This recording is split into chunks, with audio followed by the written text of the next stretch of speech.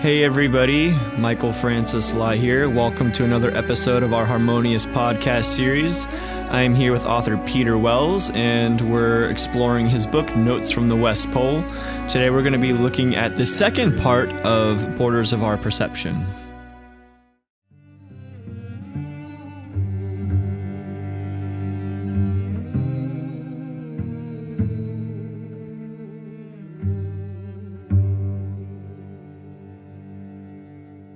Just as our individual bodies comprise billions of cells, mysteriously unified by the living intelligence into one whole being, so humanity comprises billions of beings, mysteriously collected into one whole existence. We're already connected by this intelligence on wavelengths beyond our reasoning, beyond our wildest dreams. Our ability to separate ourselves from each other is taking precedence over our connectedness. Our spiritual wholeness is being ignored in favor of ideologies that divide us and keep us apart. So how are we to transcend the organized conflict of man against man? If we continue to join the conflict, if we pick sides and fight for what we believe and compete for power over others, our personal, social, and environmental problems will remain unresolved, and we will continue to suffer. Man against man is not the answer. Man against man is the problem. Our quest for a more harmonious social order is not to be achieved by conflict with each other. We can more easily work together for shared benefits than against each other for shared suffering. If we can free ourselves from the compulsion to struggle, we can then perceive the wholeness of our condition and our inclusion within an already existing unity. The way we think is within our personal power. The healing of human conflict is an inside job.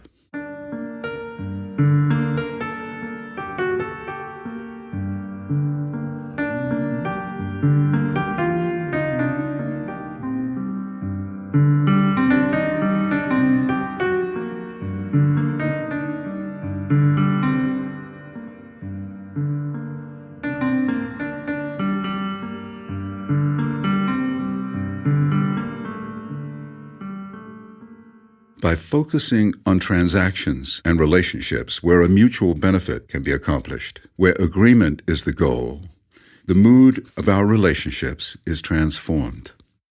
We become creative and caring rather than defensive and greedy. By concentrating on what is mutually beneficial, we are happier in our family and more successful and productive in our community.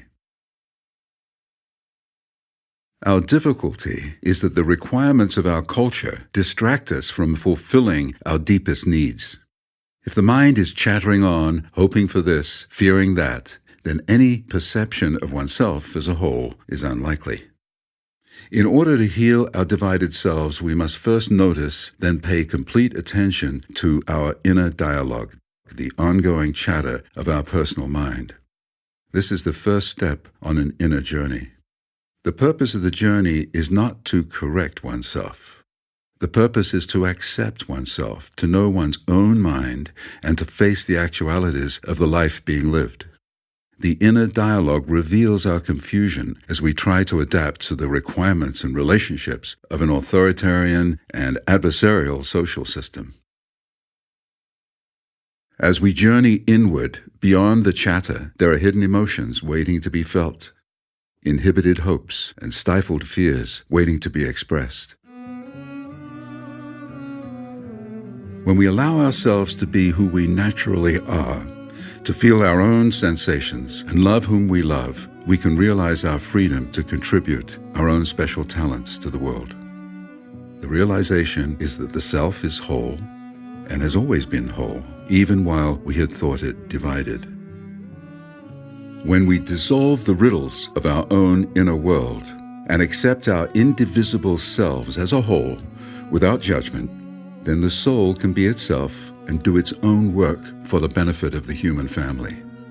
When the mind is rested and the dualisms are quieted, the awakened person might hear the music of the earth, might step into the eternal moment and realize the absolute freedom of the soul. Such freedom cannot be granted by another, cannot be given or taken away by the rule of law.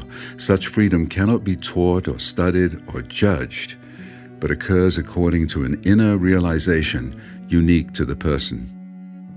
We share a common condition as human beings on planet Earth. Each of us has a unique path directed, if we allow ourselves to feel it, by the mysterious intelligence of the living soul within us. This indivisible soul is alive now in its original innocence, here in this place, at this time, being itself, including what we know of ourselves and also what we don't know. Our love, our work, our joyful task is to fulfill the one within. This is the satisfaction we seek. Each of us can do this. Beautiful, beautiful piece, Peter. I really appreciate how this piece really alludes to the notion of self-acceptance and what it means to really merge the conscious with the unconscious. And there's one line in particular that just jumped out at me as we were listening to it, and it said that the goal is not to correct oneself, but the goal is to accept oneself. So I was wondering if you could go a little bit deeper into what exactly that means.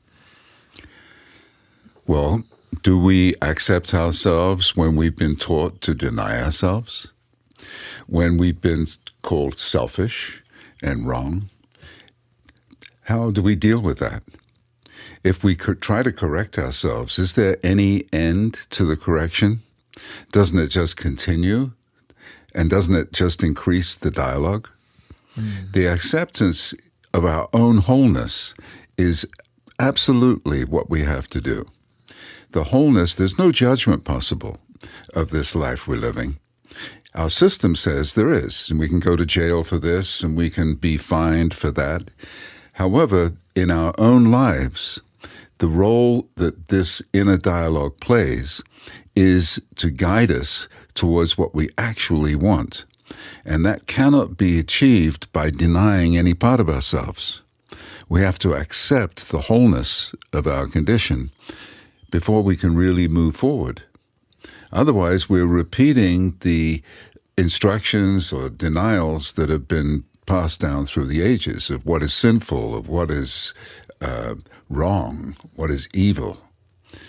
As long as we're dividing ourselves between good and evil, right and wrong, etc., we're caught up in a dialogue of remembrance rather than an experiencing of who we are right now. And the secret to our future movement is acceptance of who we are right now. Now, in our cultural conditioning, we've been taught to reject certain parts of ourselves for a reason. For example, if you get angry with someone, there's this instinctual part of you that maybe wants to go punch somebody in the face or do something harmful to someone, and that's a natural instinctual part of ourselves, and we're talking about war and so much of this material. Well, if somebody goes and blows up your house and blows up your family, there's this natural instinctual part of you that wants to avenge, so how do you accept that part of yourself? Well, because it's not useful, it doesn't work. And, a child or many people will seek vengeance. They want vengeance. It's the system that we have, which uses punishment as a deterrent, is in fact a kind of vengeance. It's retribution for the wrong act. Well, all of that stuff does not work. That simply perpetuates the problem. By alienating the individual from their own behavior, it confuses the individual and disallows any real reconciliation. What we want, really, is we want to be in agreement with this life. Now, something can happen. Somebody can come along and smack you in the face, and you have an instant reaction of wanting to, smite them back. And, okay, you can do that. It doesn't resolve it, though. It adds another layer of conflict. Now, Jesus said it very clearly, he said, do not resist evil. And don't return the fire. Don't use vengeance. It's not an eye for an eye, tooth for a tooth. It's wake up. Be whole in this moment. Even though we've been educated very thoroughly to be divided and divisive, our object right now is to heal, to make it whole, to be one whole self that is fulfilling itself from within. That it's not being obedient to a remote authority that is judging the behavior. It's progressing along the path that this being wants to take. Mm-hmm. Yeah, and I see that getting vengeance upon someone, that obviously doesn't work. I mean, that's what's leading us into the predicament that we're in on a planetary level.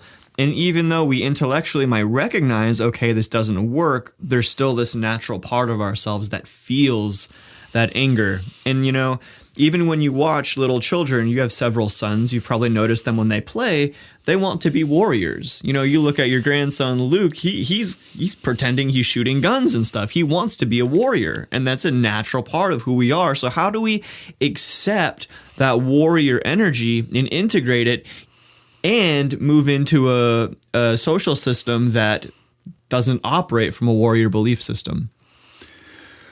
Well, we're evolving. And our past has brought us to this moment. And our past is of excruciating behavior with each other, both through vengeance and through the decrees of the ruler who has wanted us to fight for him.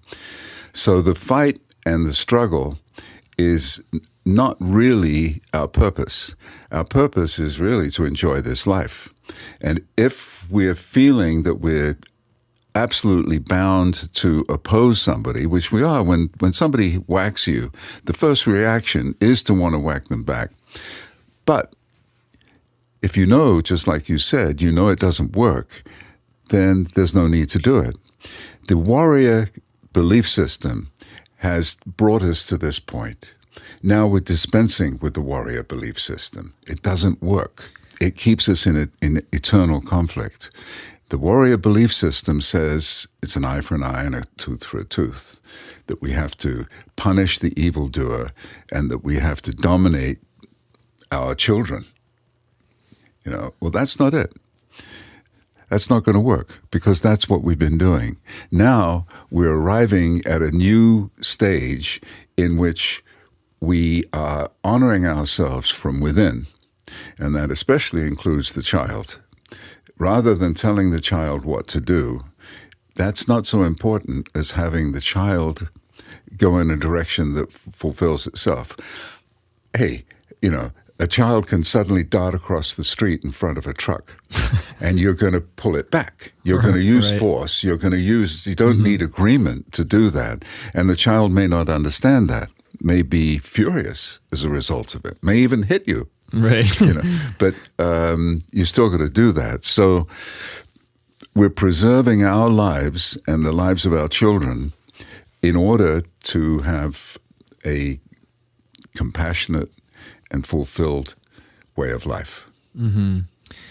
Yeah, and my perspective on this stuff is that the warrior has been such a primal part of our psyche for thousands upon thousands of years. I mean, it helped us to survive. It got us to this pivotal point in our evolution. And so we can't just deny the warrior or throw the warrior away, but rather we have to learn how to take that warrior energy and channel it into a more productive mode. Exactly. Mm-hmm. Hence art, right? Music, all of the creative work that we do. But make no mistake about it, we have to come to the end of the warrior way of life. It's now a matter of self-destruction. Mm-hmm. When we kill the enemy, we're killing other human beings. And there's anybody watching from the outside, another species or another planet from another planet, wouldn't ever be able to figure out why those two people are trying to kill each other. And we no longer need to do that. That's the truth. We need to fulfill ourselves from within. We need to help our children fulfill themselves in their life. And that's education. It's not domination. It's not punishment. It's not overwhelming the evil in order to be good. It's accepting the actuality of this life. Yeah. And a lot of what I'm hearing you say in this too is really kind of a taking of the middle ground. You're not swinging into polarities of labeling something as evil or bad and then labeling something as good and whatever. It's more so of like taking the middle path almost. Does that resonate? Yes, and that middle path leads us to the participation and acceptance of the intelligence that is really running this show. The divisions that we concoct are mental creations, and they don't need to exist. They're like, any other a problem that we find that comes out of mathematics, for example. It's a mental exercise. It's not fundamental to the existence we're living. So the mentality is inclined towards the extremes, either suffering the bad news or congratulating ourselves for the good news. That's all mental. Right in the middle is the intelligence of the whole being that does not need judgment in order to go ahead. It's only in our society, in our kind of strange society at the moment, that we need judgment, because the judgment is imposed on us all the time. Yeah, and the thing that's coming to me in this moment, because we talk a lot about social systems and developing a new social system, a new social order, is that when you look at our current predicament, we have these extremes and these huge gaps in our population where you have people that are just incredibly wealthy, incredibly rich, and then you have people that are just homeless, and they're poor. They can barely survive. They can barely get by, and I think building a system which really honors the integrity of every single life so we don't have these extreme gaps. I think that personally, I believe is a step in the right direction. Yes, I do too. I think that the role of government and the function of governance is very much involved with this.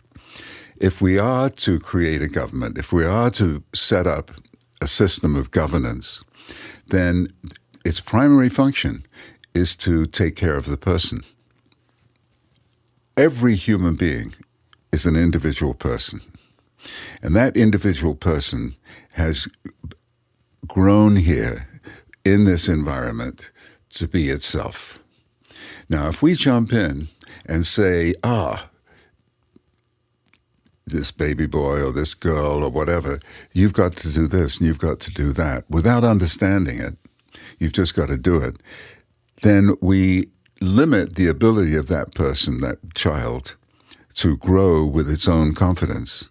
If it requires the judgments, the requirements to come from outside, then, which is all of us at this point, we've all been conditioned by this idea of an outside power over us.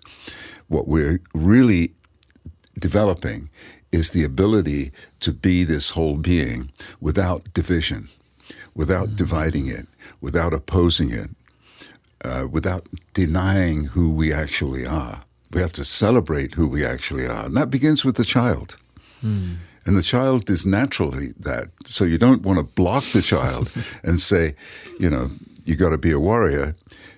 The fact is that because we have been warriors, the child is going to be a warrior, is going to spend his childhood with, imaginary weapons and imaginary conflicts. Right. But we're going beyond that. We're going into a wholeness rather than a divided responsibility. We have a whole responsibility. It's a whole planet, whole human family, whole person. Nice. Okay. Well, thank you so much, Peter. And until next time, join us for another episode of our Harmonious podcast. And if you'd like to stay updated with Peter's book, Notes from the West Pole, you can find us at www.harmonius.com, and that's Harmony Us with a Y. So until next time, have a good week.